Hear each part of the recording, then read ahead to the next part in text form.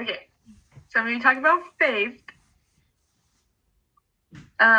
so faith is kind of like the basis of our whole religion, and I feel like it's a big thing that a lot of people talk about all the time, and we always hear like, "Oh, just have faith," and it's just kind of like an overdone phrase, but it's a really important aspect of our faith.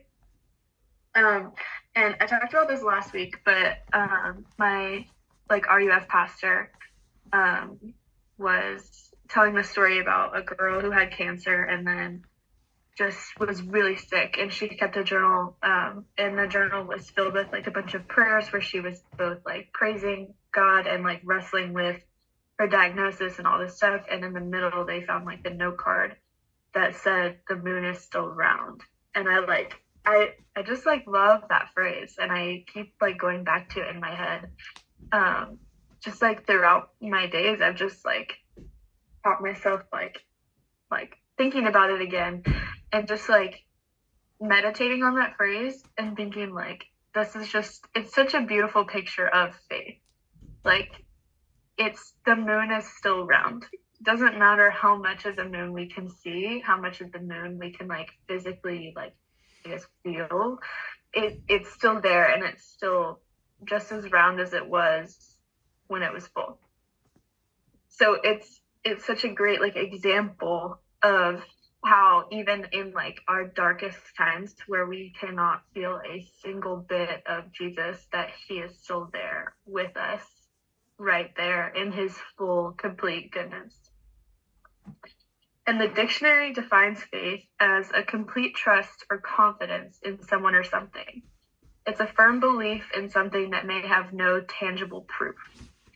So as humans, we like to have proof. I know I am someone who likes to see things or feel them to like fully be able to believe it. I like to have proof.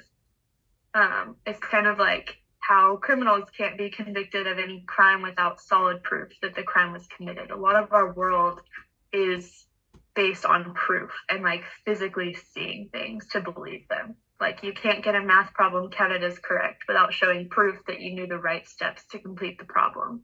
There's literally like a mathematical concept called proofs that you use in geometry to prove certain things in math that like prove that they're correct. One of my chemistry problems got marked wrong on my exam this week because I didn't show the right proof of how I got the answer. Like, I skipped a few steps because I did it in my head, and she marked it wrong because I didn't show her the proof. And I didn't get the answer wrong. I had the answer completely right, but I just didn't show the right proof. So kind of taking that worldly idea into our faith can be a little difficult because we can't feel our God. Like, there are ways that we can, but on a day-to-day basis, we are not walking with a physical human being that is with us day to day. So faith doesn't come from absolutely nowhere. It has its reasons. And we have faith in our God because we believe first, but also because we have tasted and seen of the goodness of God. Maybe not physically, but spiritually we have. The reasons can't be explained normally, and they have to be understood spiritually, like I just said. So another good example is our physical eyesight is something that we have because we have our eyes, which are our organs that were specifically created to help us see. And we can use that sight and that sense to basically like see things and believe them. But the organ for us to see the spiritual nature of Christ is our faith. And I feel like that example is a good way to look at it. God designed faith so that we could be able to see and believe in him. So we're going to be in Hebrews 11.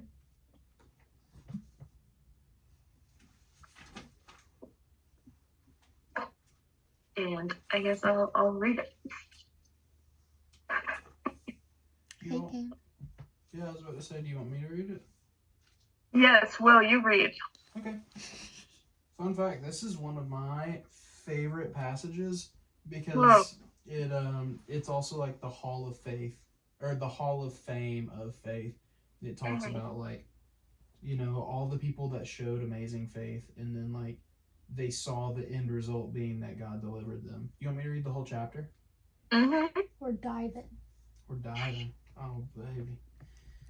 This is Kajiv, by the way. Oh man. I know. So there's gonna be some these and thous. Do you want You want the mine? Nilt? Do you want the Nilt? Yeah, I'll trade you Nilt for a Kajiv. Look at the Niv. The Niv is solid, but I'm a Nilt and a Kajiv kind of guy through and through. I like the Kajiv for extra context, but I can't just read that one alone. I do appreciate the S Mm. on an occasion. Alright. Faith shows the reality of what we hope for. It is the evidence of things we cannot see. Through their faith, the people in days of old earned a good reputation. By faith, we understand that the entire universe was formed at God's command, that what we now see did not come from anything that can be seen. It was by faith that Abel brought a more acceptable offering to God than Cain did. Abel's offering gave evidence that he was a righteous man, and God showed his approval of his gifts. Although Abel is long dead, he still speaks to us by his example of faith. It was by faith that Enoch was taken to heaven without dying. He disappeared because God took him. Before he was taken up, he was known as a person who pleased God. It is impossible to please God without faith. Anyone who wants to come to him must believe that God exists and that he rewards those who sincerely seek him. It was by faith that Noah built a large boat to save his family from the flood. He obeyed God, who warned him about things that had never happened before. By his faith, Noah condemned the rest of the world, and he received the righteousness that comes by faith. It was by faith that Abraham obeyed when God called him to leave home and to go to another land that God would give him as his inheritance. He went without knowing where he was going, and even when he reached a land God promised him, he lived there by faith, for he was like a foreigner living in tents. And so did Isaac and Jacob, who inherited the same promise. Hey, good night, hon. This much stuff I can't start spilling out. Sorry. So did Isaac and Jacob, who inherited the same promise. Abraham was confidently looking forward to a city with eternal foundations, a city designed and built by God. It was by faith that even Sarah was able to have a child, though she was barren and was too old. She believed that God would keep his promise. And so, a whole nation came from this one man who was as good as dead. A nation with so many people that, like the stars in the sky and the sand on the seashore, there's no way to count them. All of these people died still believing what God had promised them. They did not receive what was promised, but they saw it all from a distance and welcomed it. They agreed that they were foreigners and nomads here on earth. Obviously, people who say such things are looking forward to a country they can call their own. If they had longed for the country they came from, they would have gone back. But they were looking for a better place, a heavenly homeland. That is why God is not ashamed to be called their God, for he has prepared a city for them. It was by faith that Abraham offered Isaac as a sacrifice when God was testing him. Abraham, who had received God's promises, was ready to sacrifice his only son, Isaac, even though God had told him, Isaac is the son through whom your descendants will be counted. Abraham reasoned that if Isaac died, God was able to bring him back to life again. And in a sense, Abraham did receive his son back from the dead. It was by faith that Isaac promised blessings for the future to his sons, Jacob and Esau. It was by faith that Jacob, when he was old and dying, blessed each of Joseph's sons and bowed in worship as he leaned on his staff. It was by faith that Joseph, when he was about to die, said confidently that the people of Israel would leave Egypt. He even commanded them to take his bones with them when they left. It was by faith that Moses' parents hid him for 3 months when he was born. They saw that God had given them an unusual child, and they were not afraid to disobey the king's command. It was by faith that Moses, when he grew up, refused to be called the son of Pharaoh's daughter. He chose to share the oppression of God's people instead of enjoying the fleeting pleasures of sin. He thought it was better to suffer for the sake of Christ than to own the treasures of Egypt, for he was looking ahead to his great reward. It was by faith that Moses left the land of Egypt, not fearing the king's anger. He kept right on going because he kept his eyes on the one who is invisible. It was by faith that Moses commanded the people of Israel to keep the Passover and to sprinkle blood on the doorposts so that the angel of death would not kill their firstborn sons. It was by faith that the people of Israel went right through the Red Sea as though they were on dry ground. But when the Egyptians tried to follow, they were all drowned. It was by faith that the people of Israel marched around Jericho for 7 days and the walls came crashing down. It was by faith that Rahab the prostitute was not destroyed with the people in her city who refused to obey God, for she had given a friendly welcome to the spies. How much more do I need to say? It would take too long to recount the stories of the faith of Gideon, Barak, Samson, Jephthah, David, Samuel, and all the prophets. By faith, these people overthrew kingdoms, ruled with justice, and received what God had promised them. They shut the mouths of lions, quenched the flames of fire, and escaped death by the edge of the sword. Their weakness was turned to strength. They became strong in battle and put whole armies to flight. Women received their loved ones back again from death, but others were tortured, refusing to turn from God in order to be set free. They placed their hope in a better life after resurrection. Some were jeered at, their backs were cut open with whips. Others were chained in prisons. Some died by stoning, some were sawed in half, and others were killed with the sword. Some went about wearing skins of sheep and goats, destitute and oppressed and mistreated. They were too good for this world, wandering over deserts and mountains, hiding in caves and holes in the ground. All these people earned a good reputation because of their faith, yet none of them received all that God had promised. For God had something better in mind for us, so that they would not reach perfection without us.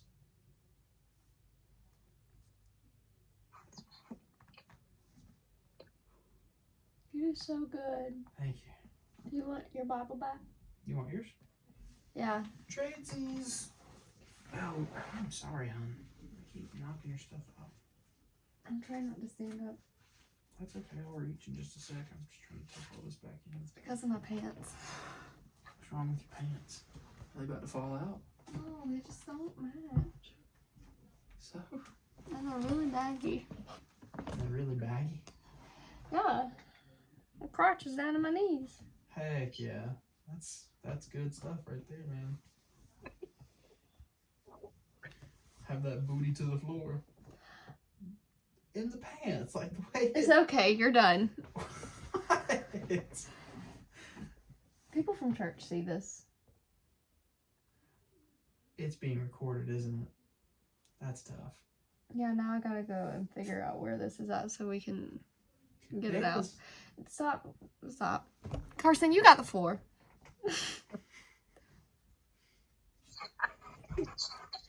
Faith earlier, and faith is redefined in this passage as confidence in what we hope for and assurance about what we do not see.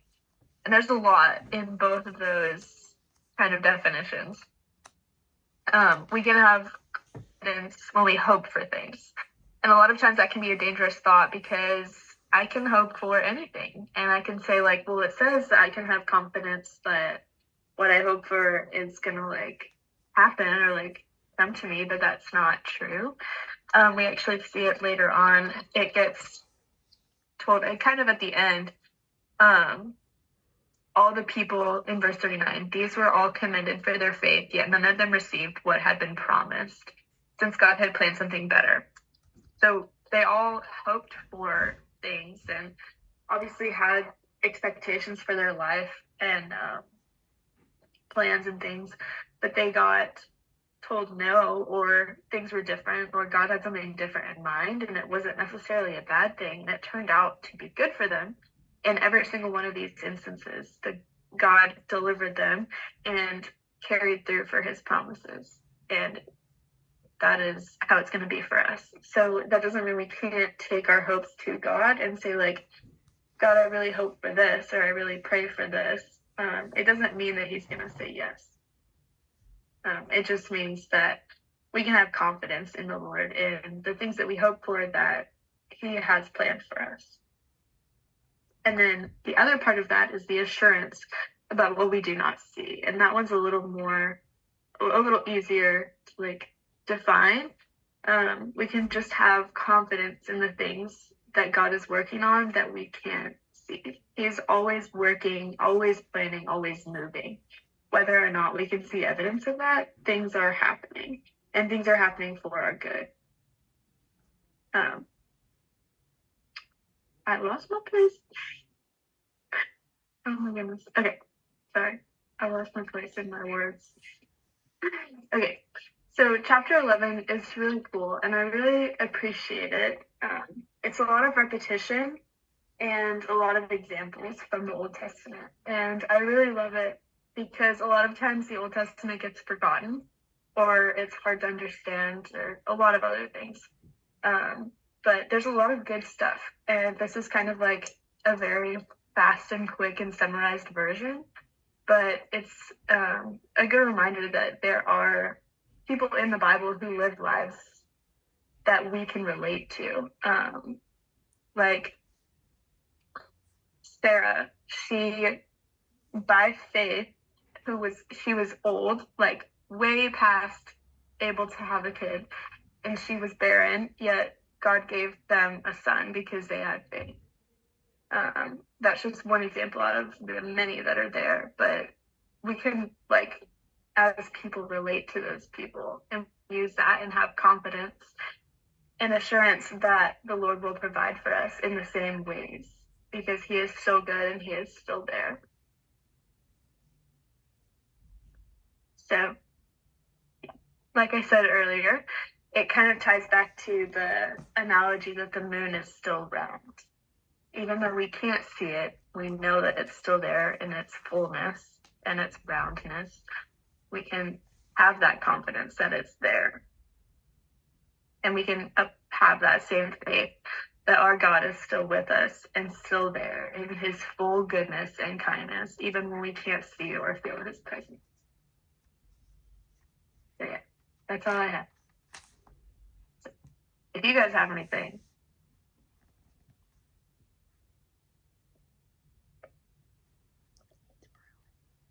I think. You can let it brew. What did you say? Nothing. What were you saying? I just was thinking about how, like, the passage that says it is impossible to please God without faith, like that. I remember that being something that, like, really hit me hard when I was younger, and, like, still is something that I'm like, dang.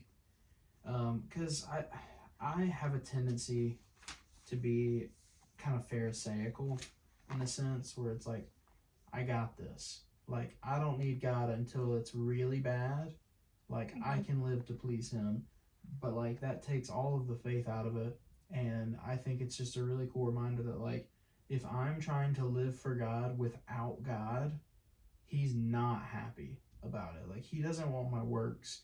He doesn't want necessarily my money. He wants my heart and he wants my faith. Because if I'm not coming to him in faith, I miss the whole thing and I'm not pleasing him. Mm-hmm.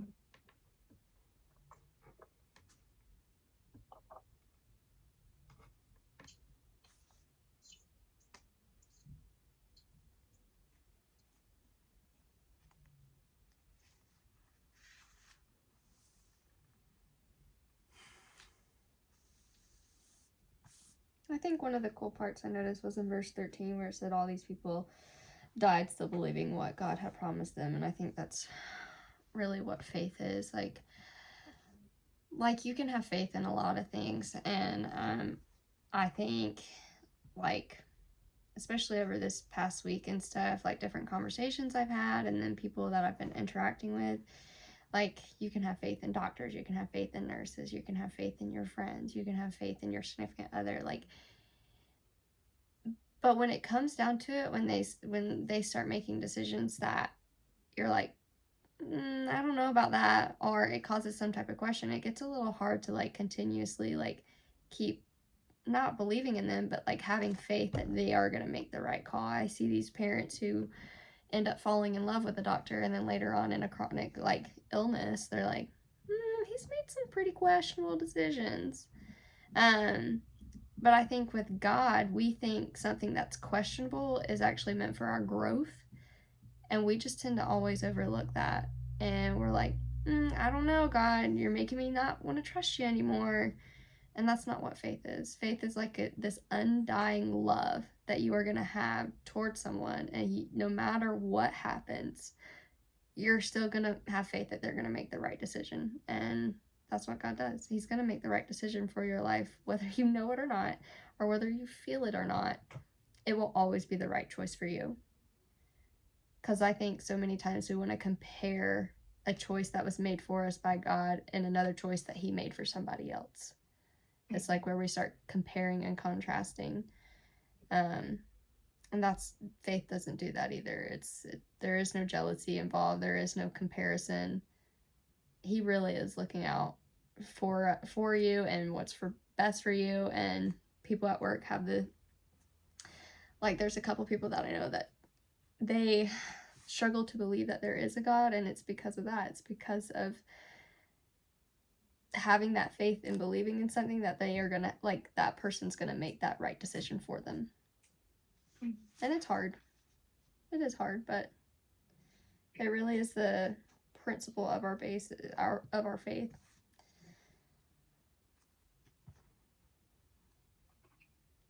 That's good.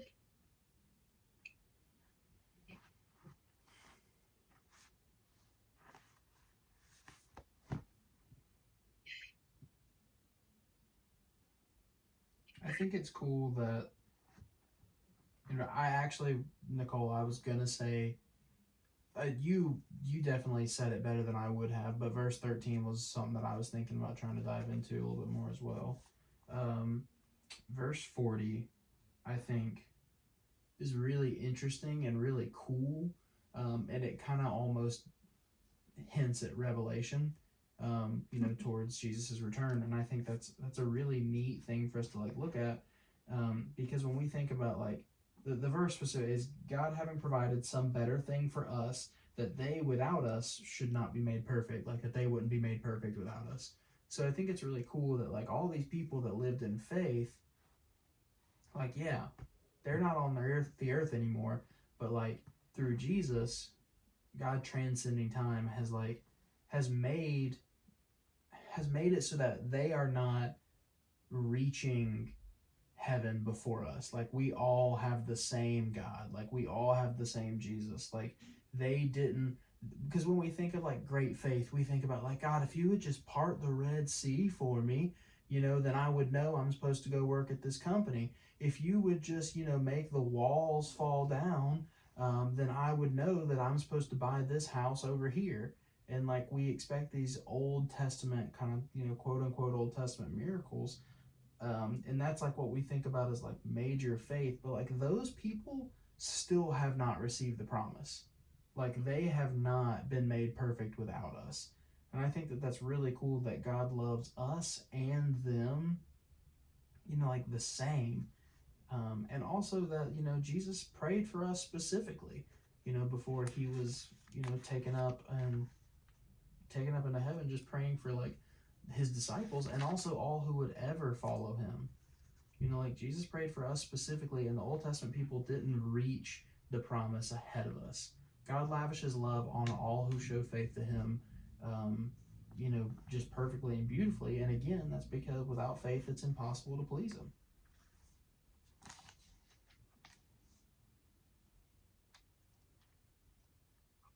Actually reminds me of this passage in First Kings. I don't remember the actual verse, but I think it was Elijah when he was fleeing from Jezebel and he was in the desert. You taught about this a little bit, Nicole, but it was when he was in the desert and God wasn't in the big huge things like the earthquake or the windstorm or I think it was a fire. He was in the gentle whisper of the wind. And a lot of people like you said get focused on, I need this big huge life altering sign that I know this is the right thing so that I can have faith, but you don't need that. And he's not always going to be in those kinds of moments. He's more often going to be in the small things, and that's what you have to focus on.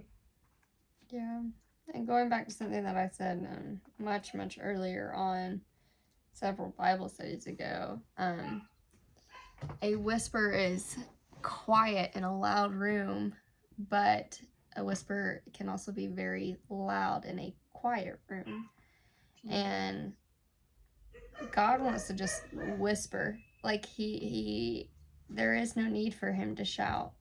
And I think a lot of times we think, because we think that he's going to just like show up in these really, really big ways, that we just look for the really, really big things. We chase after the really loud worship. We chase after this. We chase after that. And it's in these big, extravagant things. And it's like, God can meet you right here in your bedroom if you just quiet down. What's going on?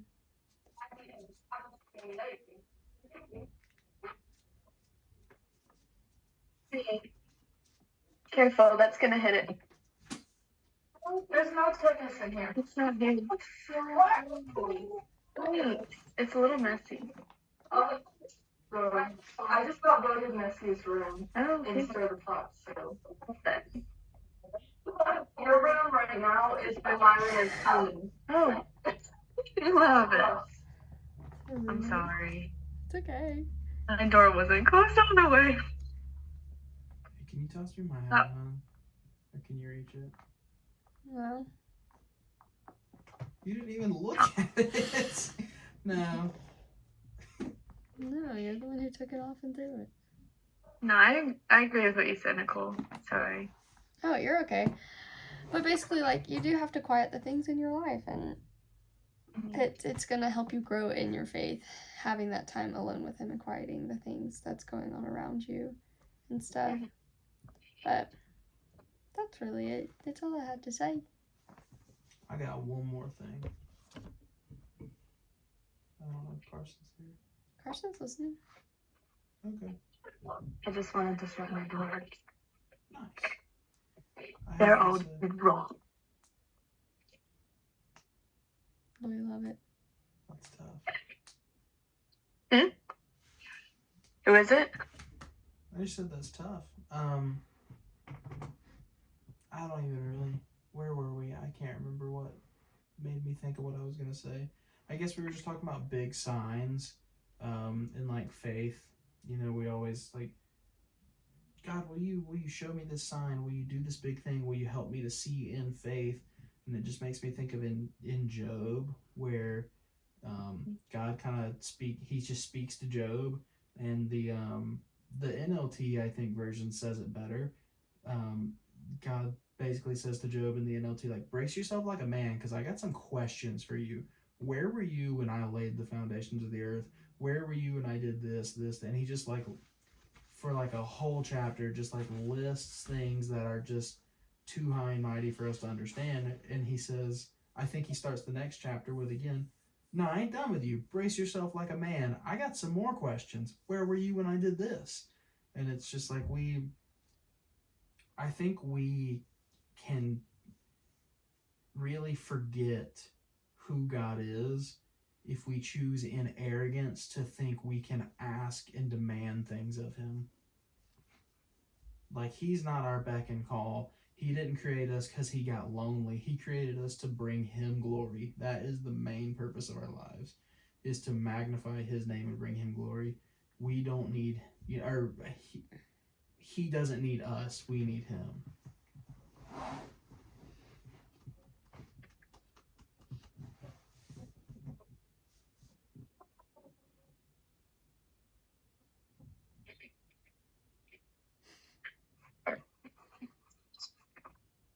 You can't hear them right now, but they're distracting me.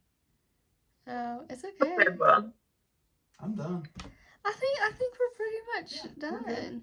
But no, it was a really good Bible study. It was a good topic. It was a good passage. I love Hebrews 11. I didn't even know really that passage existed. So If you it's one of my favorites.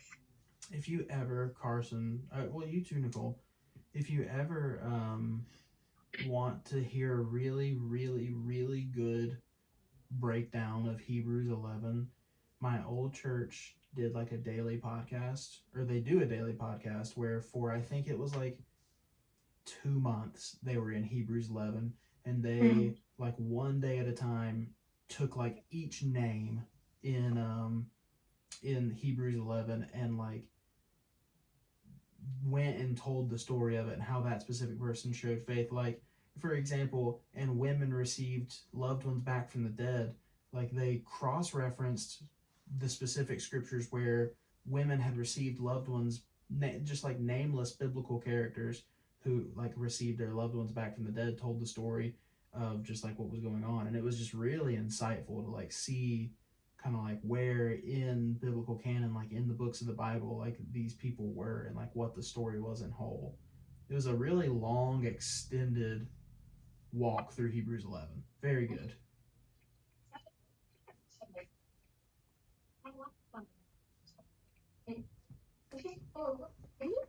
It's just Nicole, but we're still talking. I know. We should be respectful of me having conversations with people. Okay.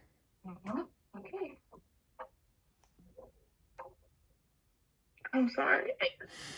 It's okay. It really is good.